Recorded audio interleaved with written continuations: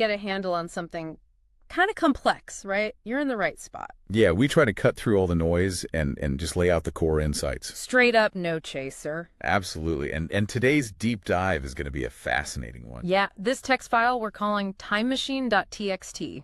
Oh, this is a good one. It's a real thought experiment about, what would happen if we could travel through time? What would the consequences of that kind of power be? Exactly. And this text file, it paints a really vivid picture of the distant future. Through the eyes of just one person. Yeah. And you know what I think is really interesting about it?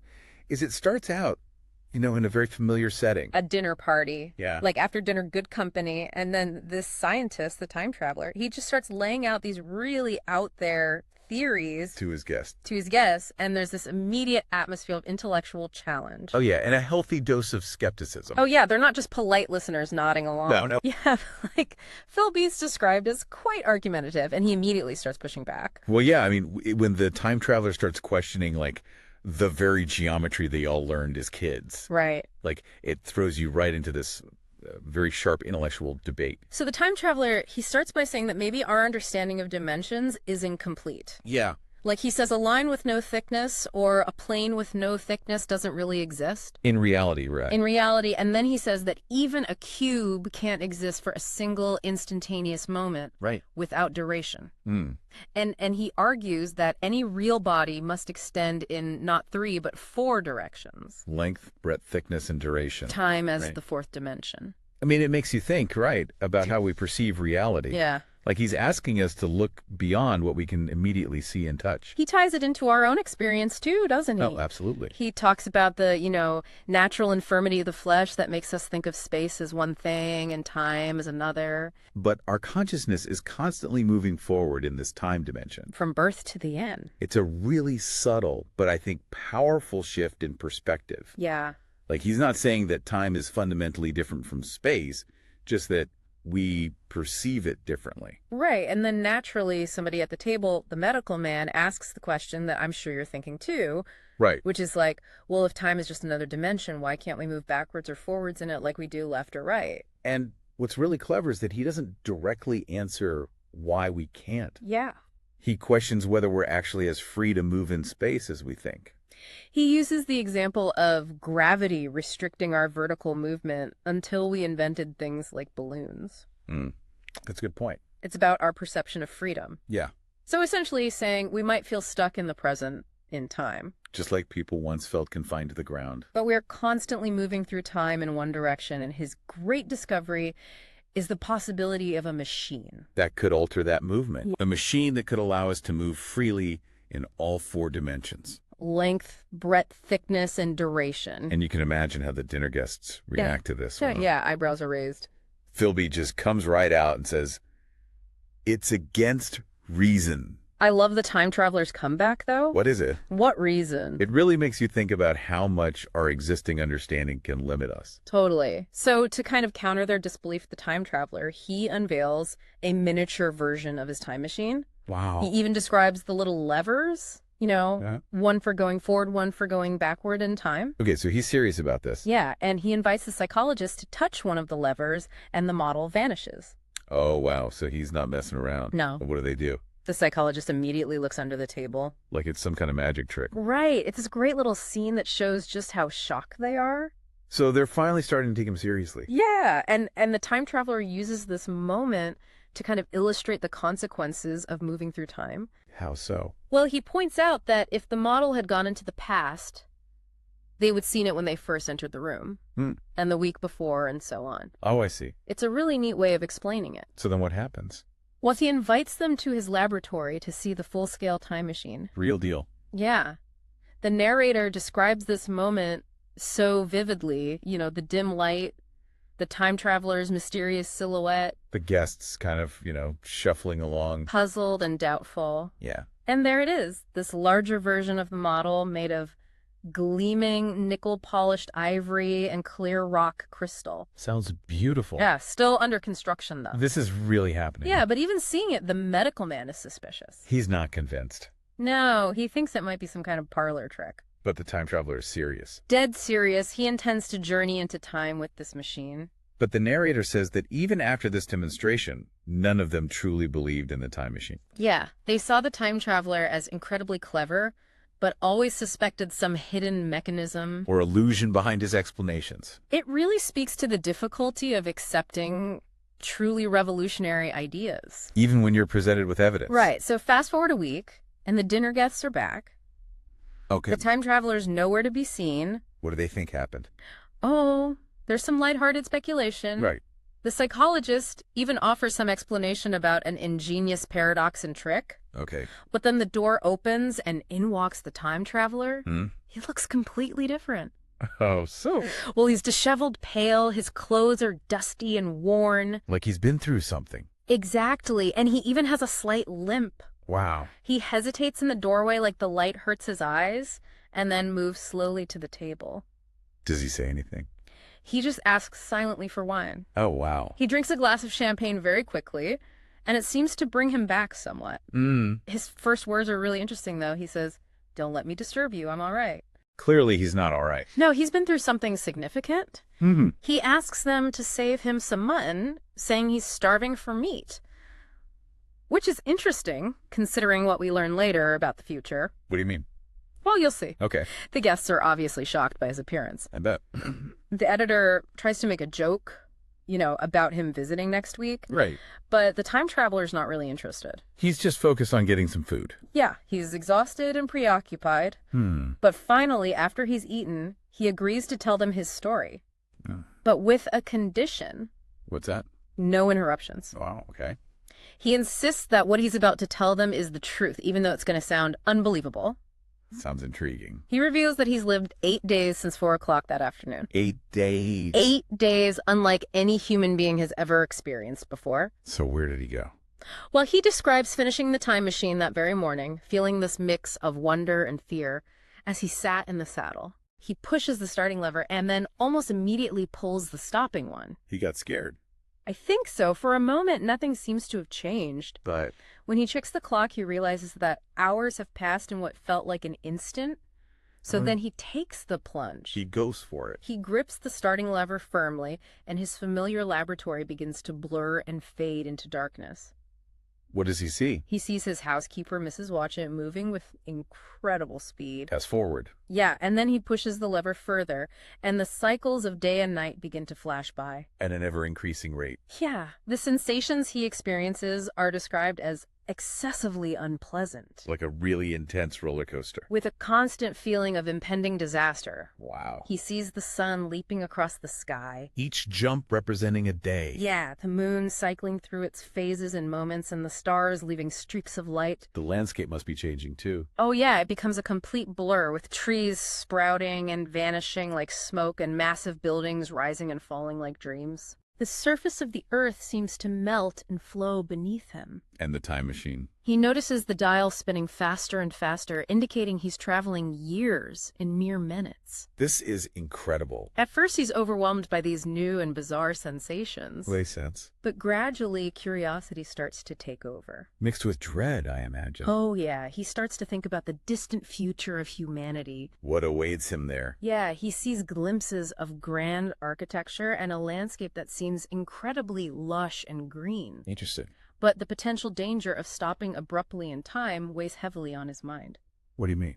Well, he realizes that he could materialize inside a solid object, Oh. leading to a catastrophic outcome. Right. This risk, which he had sort of accepted intellectually during the machine's construction, now feels terrifyingly real. Yeah, I bet. Though his nerves are stretched to the breaking point by the strangeness of it all, Right. and the constant disorienting sensation of falling. He must feel like he's losing control. And in a moment of pure impulse, he yanks the lever to stop. And the machine lurches violently, throwing him through the air. Oh, no. He lands on soft grass in the middle of a hailstorm right next to his overturned time machine. Ouch. Everything around him is still and gray. Is he okay?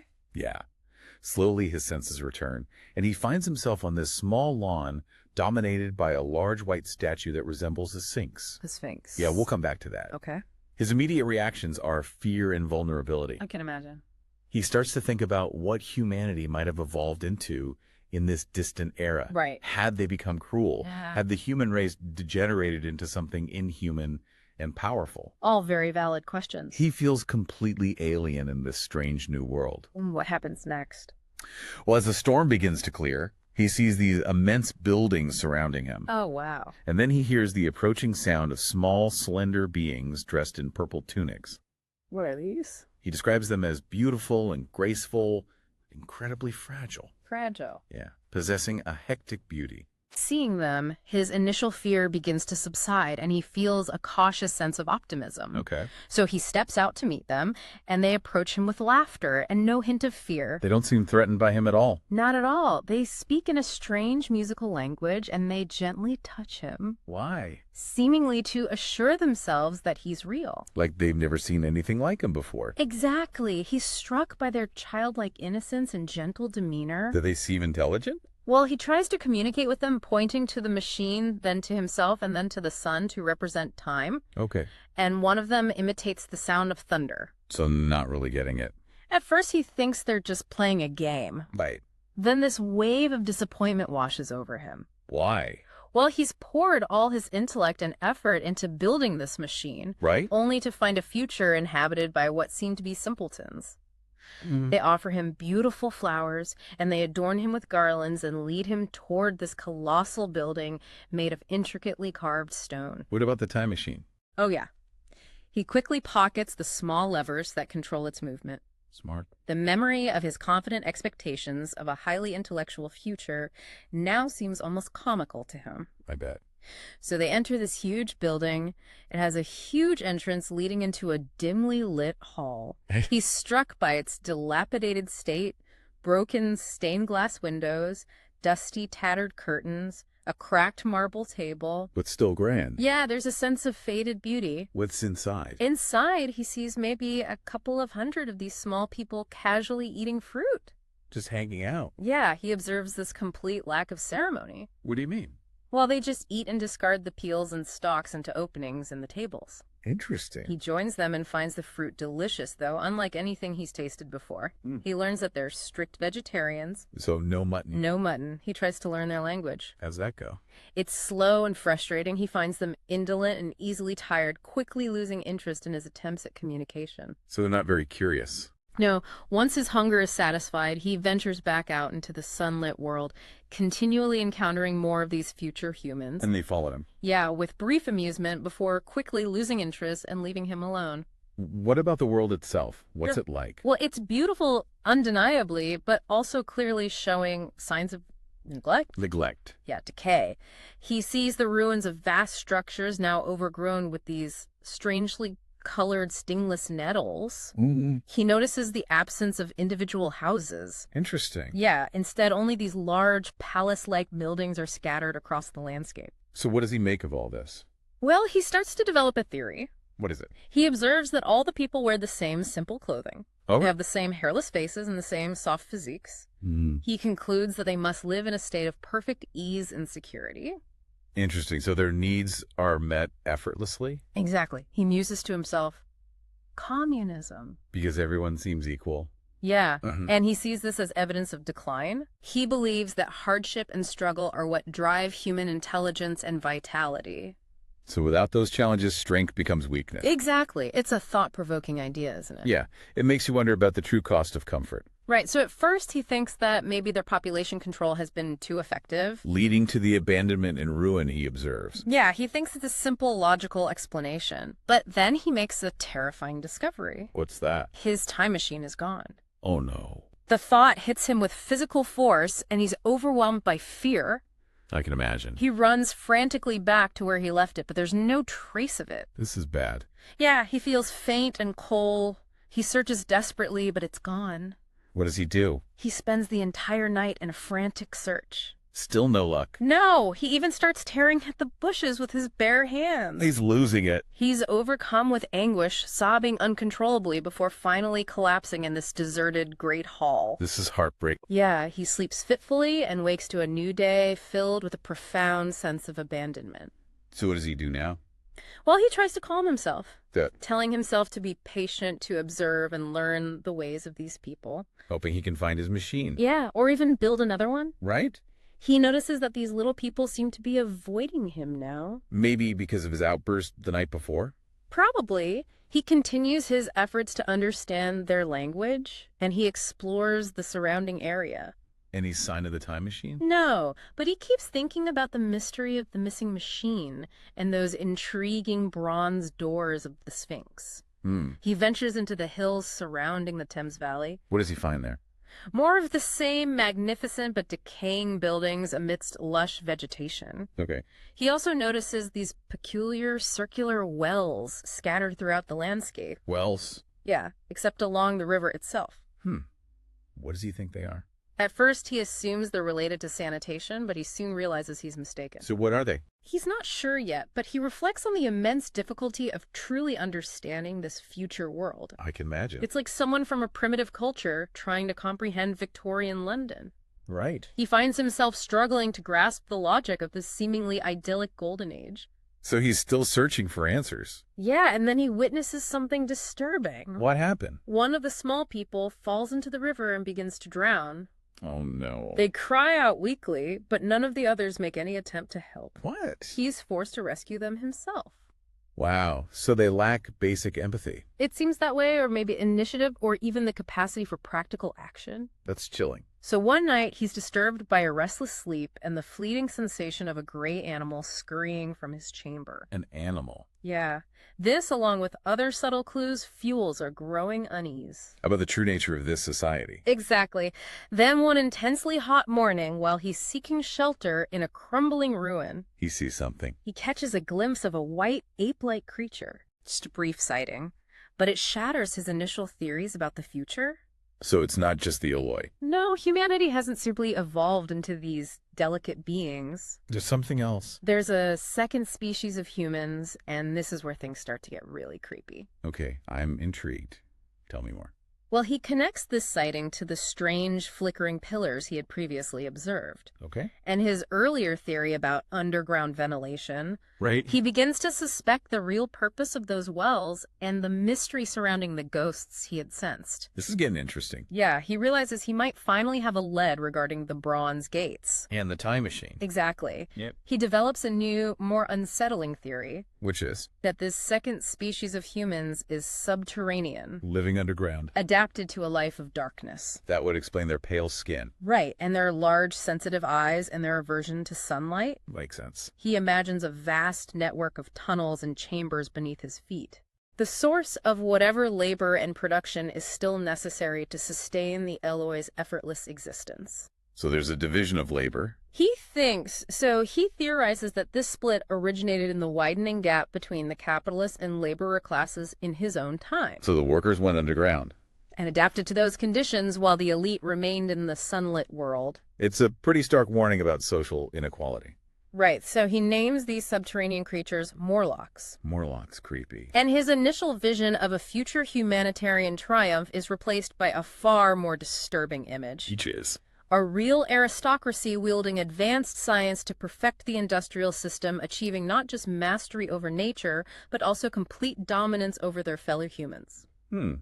That's a pretty dark thought. Yeah, and he acknowledges that this is just his theory, but it seems chillingly plausible. So what about the time machine? Why would the Morlocks take it? That's the question, isn't it? Yeah. If the Elois are the dominant class, why can't they just get it back? Right, and why are the Morlocks so afraid of light? It suggests a more complex and sinister relationship between the two. Definitely. So realizing the growing danger he faces, he decides he needs to find a weapon. A weapon. Yeah, and a secure place to sleep. Smart. He explores the Thames Valley but finds no truly defensible refuge. So where does he go? He remembers the Palace of Green Porcelain with its tall, imposing structures. He's going back there. He is, and he takes Weena with him, Weena. the Eloi who has shown him affection and gratitude. Oh, okay. The journey is much longer and more arduous than he anticipated, though. He's hampered by a loose shoe and a growing pain in his leg. Poor guy. As dusk begins to settle, his senses seem to sharpen. He senses danger. Yeah, he imagines he can almost feel the Morlocks moving beneath the ground, waiting for darkness. Creepy. His fear intensifies, and he wonders if his presence is perceived as a hostile intrusion. Like he's upsetting the balance. Yeah, they continue into the night with Weena becoming increasingly tired and frightened. He's carrying her too, right? He carries her for stretches, trying to offer comfort. That's kind of him. They pass silent sleeping houses and this eerie form of a headless statue looming in the darkness. It sounds like a nightmare. He hasn't encountered any Morlocks yet, but he knows the darkest hours are still ahead. So they keep going. They reach a dense wood, and he hesitates, feeling utterly exhausted. I don't blame him. He sits down to rest, losing sight of the palace and beginning to doubt his sense of direction. He's lost. He's acutely aware of the dangers that the darkness might conceal. Yeah, the woods at night are not a place you want to be. He looks up at the stars, and he's struck by their immense scale and the relative insignificance of his own troubles. He's trying to find perspective. Yeah, he tries to identify familiar constellations, but they're subtly altered. Because he's in the future. Right, he keeps watch, and as dawn approaches, he sees the faint crescent of the old moonrise. So a new day. Yeah, and with the return of daylight, his nighttime fears seem somewhat exaggerated. He discovers that his injured foot is swollen and decides to discard his shoes. That makes sense. He and Weena enter the woods, now bathed in pleasant sunlight. Okay. They find some fruit to eat and even encounter other Eloi laughing and dancing. Like there's no danger at all. Exactly, and it's this stark contrast that he finds unsettling. Between the carefree Eloi and the lurking threat of the Morlocks. He tries to reconcile the apparent beauty and innocence of the Eloi with their apathy and the persistent threat. It's a puzzle. He even considers the possibility that their current state is some form of karmic retribution. For past exploitation. Yeah, it makes you think about historical injustices and their consequences. Definitely. So he decides that his best course of action is to reach the palace, Okay. clinging to the hope that he might find his time machine hidden within its ruins. Right. He also resolves to bring Weena back to his own time. To save her from this strange future. Yeah, they finally reach the Palace of Green Porcelain around midday. It's completely deserted and in a state of disrepair. What does it look like? There are ragged remnants of glass display cases thick with dust. What was it? Well, he discovers the fossilized skeleton of a megatherium-like creature, Wow. and then the massive bones of a brontosaurus. So it was a museum. Yeah, a museum from the future. That's so cool. He finds familiar-looking glass cases, some still surprisingly airtight. Preserving fossils from eons past. Exactly. He recognizes the layout as a future decayed version of what was once South Kensington in his own time. Amazing. He sees scattered traces of the Eloi, broken fossils crudely strung together, and evidence that some of the display cases have been moved. By the Morlocks. Probably the silence of the place is heavy and unsettling. I can imagine. Initially, he's so engrossed by this ancient monument to intellectual curiosity that he forgets about the time machine. He gets distracted. Yeah, he even imagines that the palace might contain historical records or a library. Which would be very useful to him. Absolutely. So does he find anything? He stumbles upon a gallery of minerals, and the sight of sulfur reminds him of gunpowder. He's thinking about weapons. Yeah, but he can't find any saltpeter. He moves on to what was likely a natural history section, but everything has decayed beyond recognition. That's sad. He feels a profound sense of regret for all the knowledge that's been lost. I bet. He continues exploring, focusing on the mechanisms in a gallery of old machines. Still no time machine. No, but then Weena's growing fear draws his attention back to the fading light. It's getting dark again. The gallery is descending into darkness, and he notices small footprints in the dust. Morlocks. He realizes with increasing urgency that he needs a weapon and a safe place for the night. So what does he do? He starts to hear those peculiar pattering and soft cooing noises he had heard down the well shafts. Oh no. He instinctively takes Weena's hand, and struck by a sudden idea, he examines a large stationary machine with a prominent lever. Hoping it might be a weapon. Exactly. Yeah. He discovers that it projects a wick but focused ray of light. Just enough to scare off the Morlocks. Yeah, he briefly considers trapping them within the gallery. Wait. He's quickly dissuaded by the fear of what they might do to the time machine if they feel cornered. Right.